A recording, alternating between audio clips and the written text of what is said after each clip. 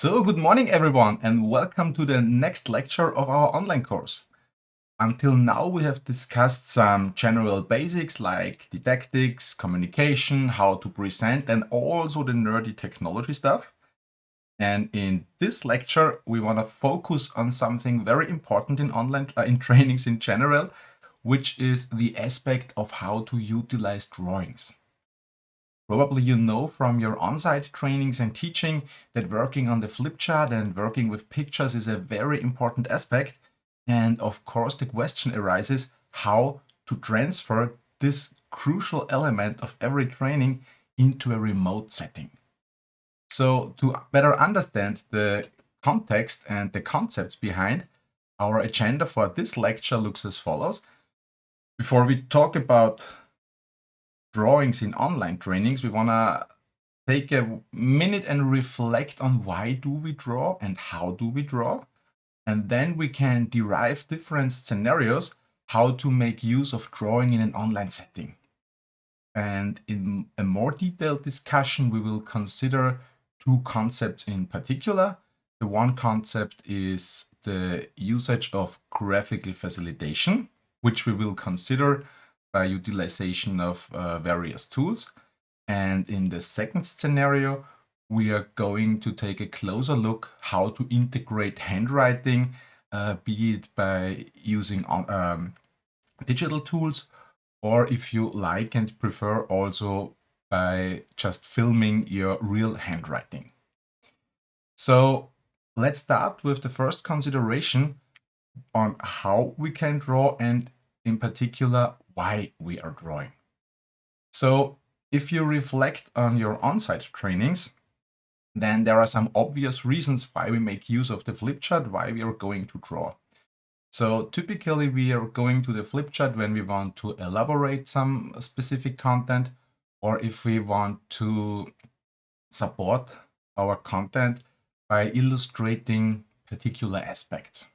And sometimes, of course, we also do something in a discussion. We just move over to the flip chart and take a pen and take notes to accompany our discussion. So these are the obvious reasons why we are going to draw. But alongside the obvious reasons, there are also some hidden reasons why we should integrate drawing in our trainings and why we should prepare it in a very good way. So the hidden reasons are typically, on the one hand, activation. So drawing fosters interaction. You can pick up what people from the audience say, and you can bring it to a picture. And of course, also drawing realizes a change of the medium that you're using. So it makes people awake again. And honestly, no one of us wants to do a whole day of PowerPoint cinema. So for that reason, drawing is a very good element for activation. Another aspect here is that we can use drawing to realize some anchoring of a topic. We will discuss this in the last part, where we also reflect a little bit on didactics and how to organize such a training. But probably most of you already know that typically if you want to train something or if you want to teach something, you always have three elements. You start to raise awareness, you're discussing the elements you want to discuss, and then you make use of anchoring to make it memorable, like doing an exercise, using storytelling, or creating some fancy picture which helps people to memorize what you just were discussing. So anchoring is also a pretty important aspect when we use drawing. So to further elaborate on this, let's reflect on drawings in on-site scenarios. So what do we or what should we care for when we plan to involve drawing in some training settings? So typically the first thing that we do in the morning when we arrive at the training location or something, we are checking the flip chart. Is there enough paper? And probably you will reverse the paper.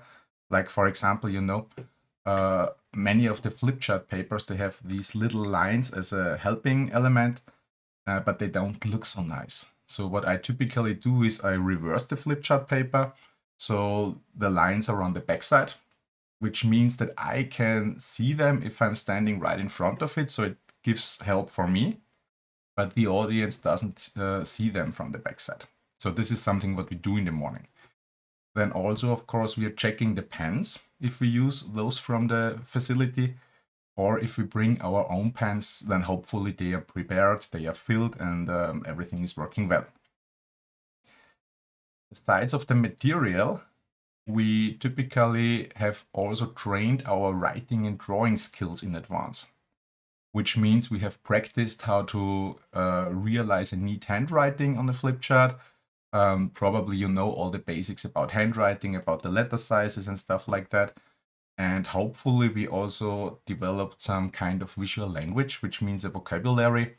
The topic here is sketch notes, to be able to really bring discussion points to the picture in a way which is kind of attractive and appealing for the audience. So this is what we have trained.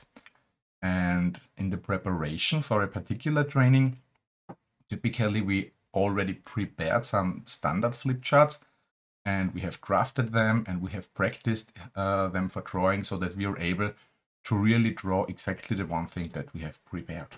Because you know, the prepared trainer is a good trainer.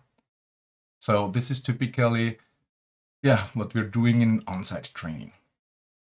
And what happens now when we come to a remote setting? Well, when I'm talking with trainers, typically the first thing that comes up is the question, which tools do you use? So I use this tool, I use this tool, that tool, I have this nice tablet, but this drawing tool is better. So we are approaching the discussion of utilization of drawings over the tool.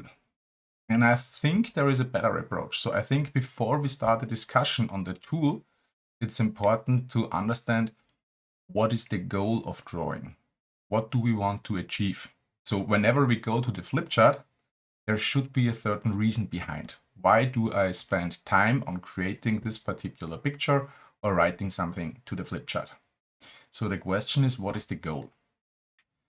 The second thing is, when I'm going to write something down, I should ask myself, which concepts exists for that? And the third thing, after knowing the concepts that exist, then I can talk about which requirements do I have for a drawing tool and which tool will do the job. And in that particular setup, we can identify different goals and concepts. And I have just highlighted 2 particular concepts, but of course, feel free to expand this list. This list is not intended to be complete. I just want to show you how I'm approaching this topic.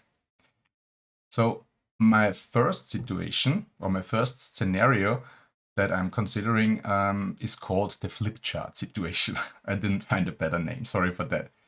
So I'm thinking here about situations in a training where I go to a flip chart and I draw some pictures.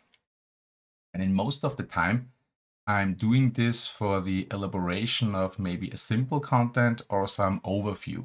Yeah, some overview picture that we can always reflect on during the training, something like that. The more common topic here is I use it as an activation element. So I try to not talk longer than 20 minutes with PowerPoint slides. Rather, I try to bring every 20 minutes either a discussion topic or I bring a picture or something that activates the people. So I'm using the topic of drawing, which is some time-consuming element. I'm using it to trigger interaction and to change the medium. Yeah, and of course, also for anchoring, which means I'm setting a visual trigger, which helps people to trigger a different region in the brain. So, which something that supports the memory to remember all the things that we discussed. And in this scenario, the concepts that I'm using are called graphical facilitation and sketchnoting. So these are some terms we will discuss in the next video in more detail, but here is a concept for the development of pictures behind this approach. Yeah, and on basis of that, we can derive different requirements and tools. We will discuss this in more detail. But the main thing here is what I request from it, or what I require from a tool, is to provide some flip chart like drawing experience, and it should enable me to, it should give me some comfortable handling. So I really should be comfortable to not be in need on concentrating on the tool, like, oh, which menu is it, like this and that, but rather to really come into a drawing flow, which helps to develop something like that. And we will discuss in the subsequent videos the possibilities that we have with different onboard tools, like the Microsoft Office Suite, for example, and some explicit drawing tools like Sketchnotes or Sketchbook Pro. So that's the flip chart situation. And then, of course, sometimes, especially during lectures, maybe at university, we find some other situation. I call it the blackboard situation. So again, sorry for the namings.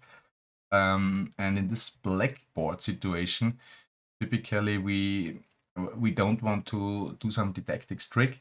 Rather, we want to elaborate together with the students or in front of them some typically complex content, like, for example, mathematics or some technical stuff or whatever comes to your mind. So the concept that we're using here is basically handwriting and sketching. I tried to illustrate it here on the blackboard, what we would expect to see here.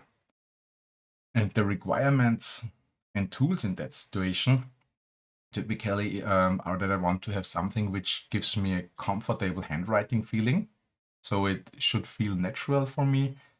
And what's also very helpful is to have something like an endless paper, because if you're developing a long formula or something like that, then probably you don't want to go to next page, and start like this. It's more convenient if you can scroll from the top to the bottom. This is one of the benefits that we have in a digital setup. Yeah, and for this scenario, if we consider the tools, basically, I prefer to switch between two options. On the one hand, we just could use pen and paper and film it with a camera, which, yeah, it's an option. It has some drawbacks, like no undo function, whatever you write is there. But maybe some of us feel more comfortable if they can write on a real paper. Especially if they're not used so well to draw on a digital, I don't know, touch screen or something like that, then probably you may like to use real pen and paper situations. So this is one of the concepts. And the second one is to make use of digital endless writing tools, something like OneNote or whatever you want to use. But here you're really working in a digital environment. And of course, all these digital tools require you to make use of a tablet or a notebook with touchscreen, or else you need some equipment and some infrastructure. We will take a closer look in both of these scenarios in the later videos. So to summarize this introduction right here, I think the most important thing is that there is no one-fits-all solution, which tool you should use for drawing or which infrastructure and concept. Rather, I think when it comes to the question, what should I use, it's important to reflect on your individual scenario first and consider it from the teaching perspective, like what do you want to do, what is your goal, and then you can derive your personal requirements. Maybe also you can decide on what makes you comfortable and what is distraction for you.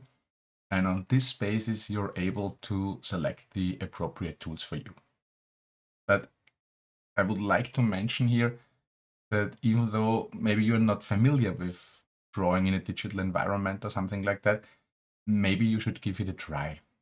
So it takes some time to become comfortable with that, but in the end, it delivers you many possibilities that we don't have with plain pen and paper.